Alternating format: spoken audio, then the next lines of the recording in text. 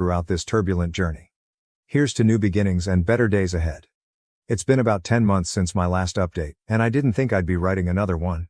I thought the chapter with Sarah was closed for good, but life has a way of surprising us. After everything with Sarah and the revelation about her cheating, I focused on moving forward.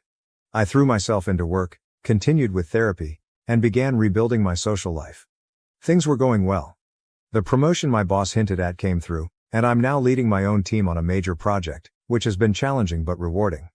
Emily and I have been working closely, and I have to admit there's been some flirting between us. We haven't acted on it yet, partly because I'm wary of getting involved with a coworker after everything that happened with Sarah, but the attraction is definitely there. Then, about a month ago, everything changed again. While at the grocery store one evening, just picking up dinner supplies, I ran into Robert, yes, the same Robert who had revealed the truth about the baby. We were both stunned by the coincidence. Robert asked if I wanted to grab a coffee and catch up. I hesitated at first, questioning whether I really wanted to revisit everything, but my curiosity got the better of me and I agreed. Over coffee, Robert updated me on Sarah's situation. After our last encounter, she'd had a complete breakdown, quitting her job, moving back in with her parents, and diving into intensive therapy.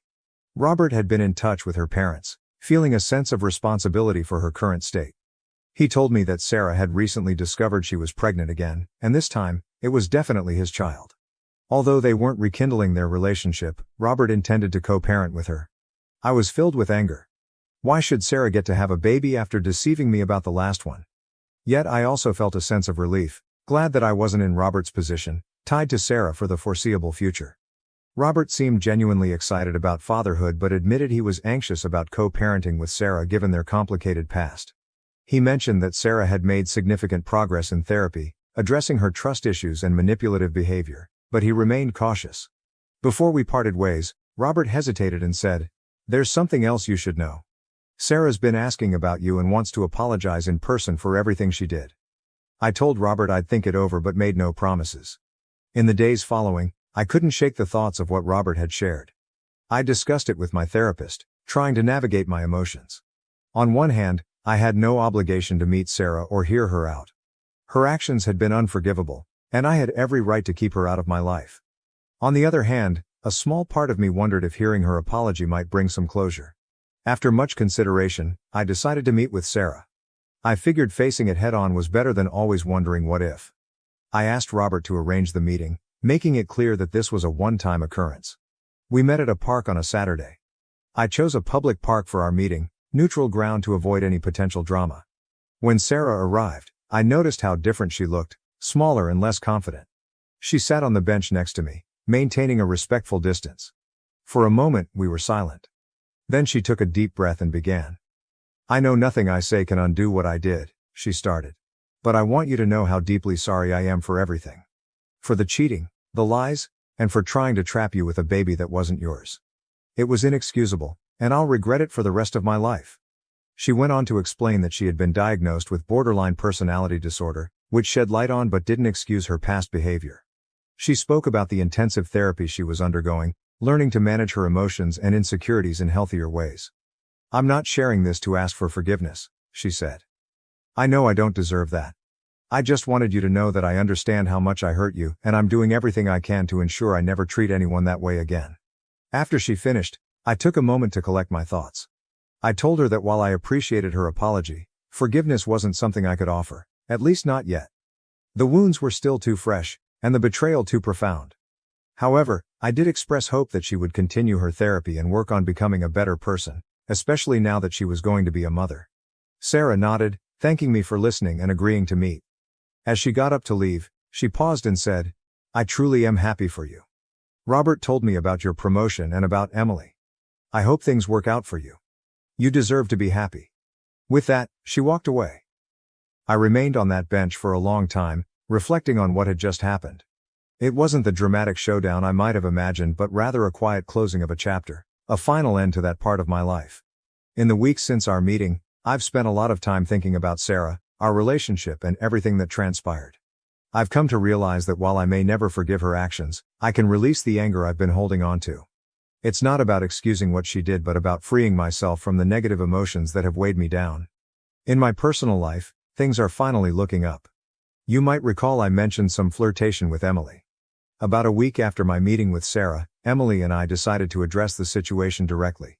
We've chosen to explore a relationship, with the understanding that we'll maintain professionalism at work and keep our boss informed to prevent any conflicts of interest.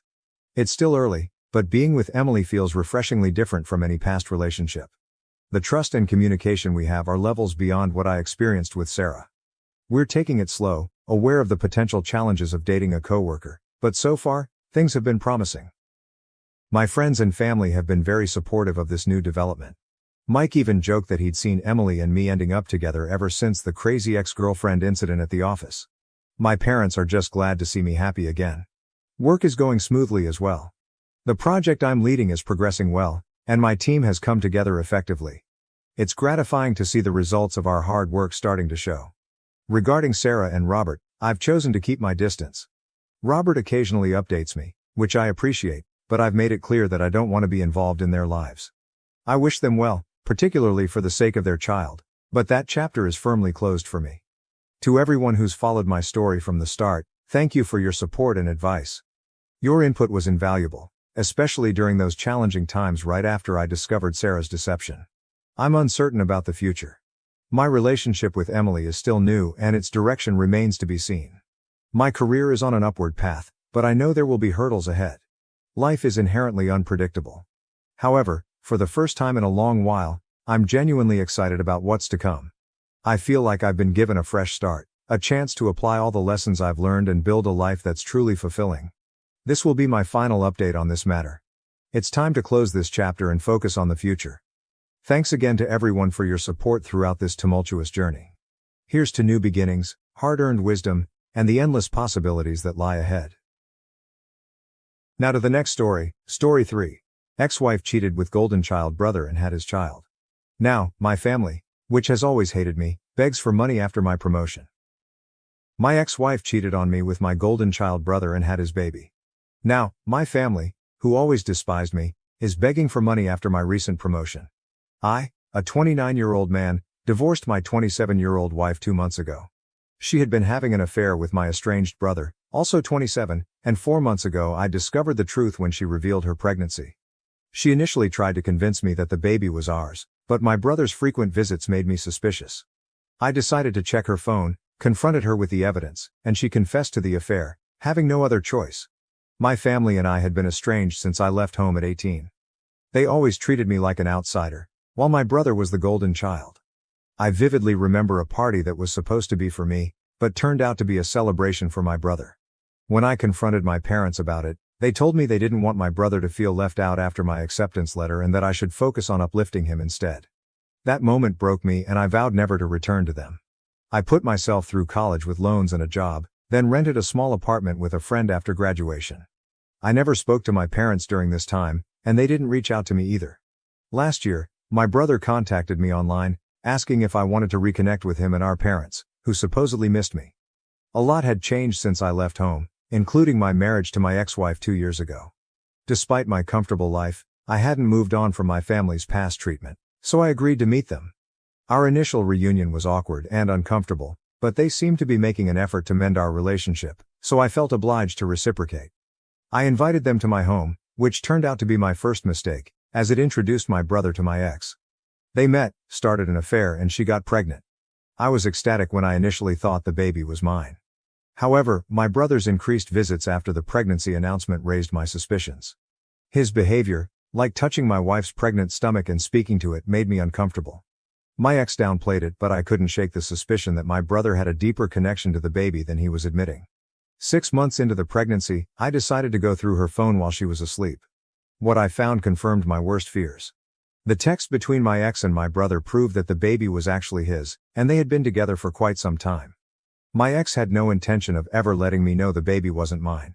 She and my brother planned to tell me about the affair after the baby was born, then she would divorce me and get together with my brother. They intended to live off the fortune from the child support I'd be paying. The next morning, I confronted her about the texts. Although she tried to deny it at first, she eventually confessed. That marked the end of our 2-year marriage. Naturally, my parents sided with my brother and my ex. All their talk about us being equally important to them were just empty words.